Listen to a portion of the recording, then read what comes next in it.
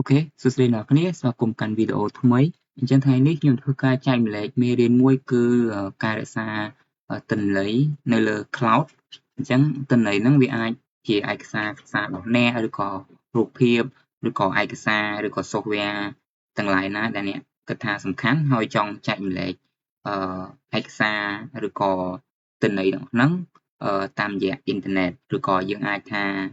cloud អ្នកនរគ្នាអញ្ចឹងថ្ងៃនេះខ្ញុំលើកយក Google Drive អញ្ចឹង Google Drive គឺជា service មួយរបស់អឺ Google អូខេអញ្ចឹងអាហ្នឹងវាមកនៅពេលដែលអ្នកនរគ្នាមាន Gmail មួយឥឡូវគេហៅថាខ្ញុំមាន Gmail មួយអញ្ចឹង Gmail ហ្នឹងវានឹងធ្វើការ offer នៅ cloud ឲ្យយើងដើម្បីធ្វើការ storage នៅទិន្នន័យអស់ហ្នឹងអញ្ចឹងGoogle ឲ្យយើងអាចរក្សាទុកទិន្នន័យបាន 15G នៅលើ cloud អញ្ចឹង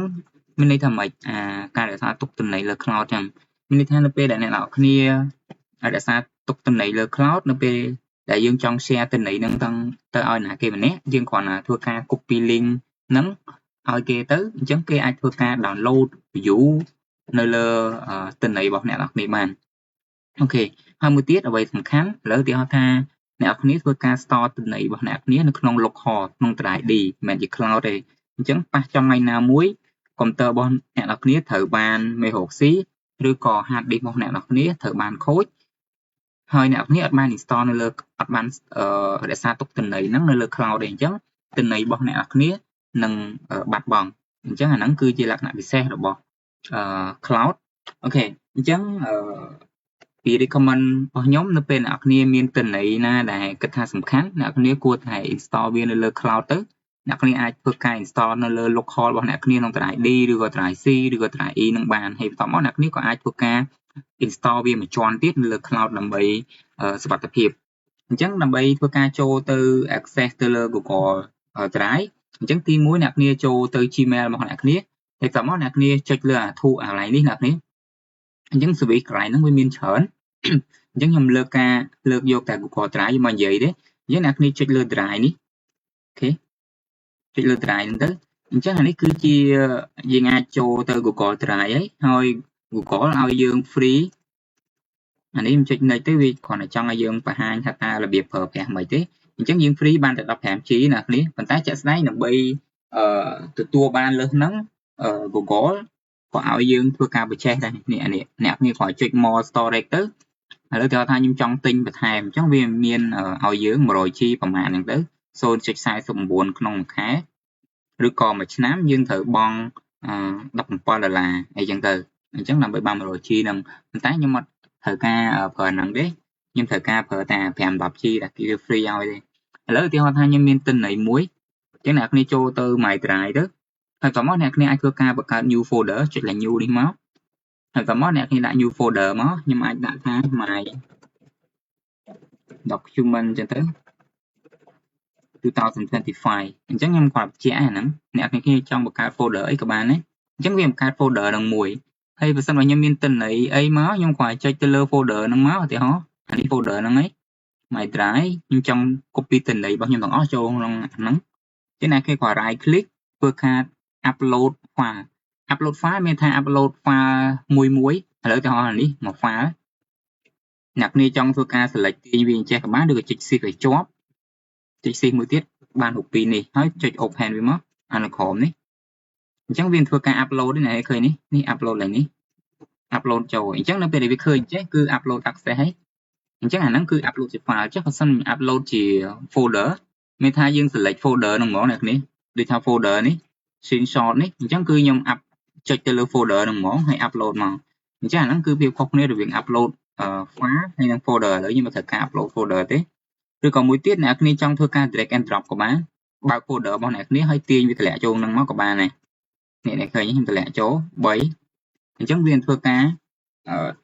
តម្លាក់ឯកសាររបស់ខ្ញុំចូលនៅក្នុងហ្នឹងហើយអូខេអញ្ចឹងមានថាទិន្នន័យរបស់អ្នកគ្នាគឺបានសិតនៅលើ cloud ទេអញ្ចឹង cloud Google Drive ហ្នឹងគឺយើងប្រើជាមួយ Gmail ទេអ្វីសំខាន់គឺអ្នកគ្នាត្រូវធ្វើការចាំ Gmail របស់អ្នកគ្នាហើយនិង password Gmail របស់អ្នកគ្នាអញ្ចឹងទោះពីកុំព្យូទ័ររបស់អ្នកខូចឬក៏ទូរស័ព្ទរបស់អ្នកគ្នាខូចទិន្នន័យនៅលើហ្នឹងគឺអត់បាត់បង់ទេដរាបណាអ្នកគ្នាចាំ email address និង password របស់វា អូខេឥឡូវទីថាខ្ញុំចង់ធ្វើការ share ឯកសារហ្នឹងឥឡូវខ្ញុំមានទិន្នន័យរបស់ខ្ញុំក្នុងនេះហើយខ្ញុំចង់ធ្វើការ share ទិន្នន័យហ្នឹងចូលទៅណាគេម្នាក់ទៅណាគេម្នាក់អូខេអញ្ចឹងអ្នកគ្នាមើលអា dot នេះមកអ្នកគ្នាអាចធ្វើការចុចលើនឹងក៏បានអញ្ចឹងអានេះយើងអាចធ្វើការ download rename ឬក៏ share ក៏បានឬក៏ organize ក៏បានប៉ុន្តែយើងចង់ share អ្នកគ្នាត្រូវទេអញ្ចឹង share អានេះបើសិនមក share copy link យកអញ្ចេះមានថាយើងមាន link ប៉ុន្តែគេអាច access បានទេឥឡូវទៅខ្ញុំចង់ access ឲ្យណាគេម្នាក់ឧទាហរណ៍ឥឡូវខ្ញុំមាន email មួយទៅថា test.test អញ្ចឹងទៅ @gmail.com ឧទាហរណ៍អូខេខ្ញុំចង់ share ទៅ Gmail មួយនេះអញ្ចឹងអ្នកនរគ្រាន់ធ្វើការចុចបូកនេះក៏បានឬក៏កន្លែងនេះក៏បានអញ្ចឹងជា shortcut គឺចុចរូបបូកមនុស្សនេះមកអូខេ share អូខេអញ្ចឹងកន្លែងនេះខ្ញុំចង់ add ពីណាគេនេះពីណា add people group and calendar event អញ្ចឹងខ្ញុំ add នេះមក test នេះចូលមកអញ្ចឹងក្នុងការ share ហ្នឹងគឺវាមាន viewer commenter ឬក៏ editor អញ្ចឹងបើសិនមកអ្នកគ្នាចង់ឲ្យគេតែ view ទេមានថា file ហ្នឹងគឺឲ្យគេតែ view ទេអត់អាចឲ្យគេ delete ឬក៏ rename នេះបានទេអញ្ចឹងថ្ងៃនេះអ្នកគ្នាអាចមើល view of the file can see comment suggestion ហើយ commenter អញ្ចឹងវានឹងបង្ហាញរបស់យើងហ្នឹងទៅអ្នកដែលយើង share គេអាច comment នេះបានដូចគ្នាហើយ editor មានអានេះវាដូចជា full permission អញ្ចឹងអ្នកគ្នាអូខេដូចជា full permission អញ្ចឹងមានន័យថាអាចឲ្យគេ edit អីនៅលើហ្នឹងឲ្យបានអូខេអញ្ចឹងអ្នកគ្នាអាចធ្វើការនេះ say message dia អញ្ចឹងទៅហើយតបមកយើងចង់ឲ្យគេធ្វើអីតែយើងអត់ចង់ទេយើងគ្រាន់លុបវាចង់ទៅហើយបើសិនអ្នកគ្នាយកកន្លែងនេះ notify send មានថា automatic គឺវានឹង load ទៅ email ម្នាក់នេះឈ្មោះថា test.test@gmail.com អូខេឬក៏បើសិនអ្នកគ្នាអត់ចង់ send direct អញ្ចឹងទេអ្នកគ្នា copy link នេះ copy link ឡើងហ្នឹងអូខេហើយបន្ទាប់មកអ្នកគ្នា paste ទៅខាងណាអាច send គេតាម social media ឬក៏តាម Telegram ឬក៏តាម WhatsApp WeChat អីអ្នកគ្នាគាត់ paste link ហ្នឹងទៅអូខេអញ្ចឹង link ហ្នឹងគឺគេនឹងធ្វើការចុចឯងអញ្ចឹងដល់ពេលចុចទៅវានឹងចេញអា file ដែលយើង share ទៅឲ្យគេអ្នកគ្នាពេលរូបនេះរូបលេខ2នេះអញ្ចឹងពេលគេបើកមកគេអាចធ្វើការ view រូបហ្នឹងគេអាចធ្វើការ download អូខេអាហ្នឹងបានអ្នកគ្នាអូខេទៅវិញអូខេខ្ញុំអាច cancel ទៅអូខេអញ្ចឹងអានេះបើសិនអ្នកគ្នាចង់ share ជាអានេះ share ជា file ចុះ share ជា folder អូខេ share folder ដូចគ្នាអ្នកគ្នាគ្រាន់ធ្វើការចូលទៅកន្លែង folder របស់យើងហើយចុច share អូខេអញ្ចឹងបើសិនអ្នកគ្នាអត់ចង់ឲ្យ share តាមរយៈ specific people ទេអ្នកគ្នាអាចធ្វើការ share តាមរយៈeveryone មានថាពីណាគេក៏ដោយឲ្យតែមាន link ហ្នឹងគឺអាចធ្វើការបើកបានអាចធ្វើការ view បានអាចធ្វើការ commenter បានអាចធ្វើការ edit ឬក៏អាចនិយាយថា full control បានអូខេឥឡូវខ្ញុំចង់ឲ្យគេតែ view អូខេខ្ញុំដាក់តែ view ហ្នឹងទៅហើយខ្ញុំ copy link ហ្នឹង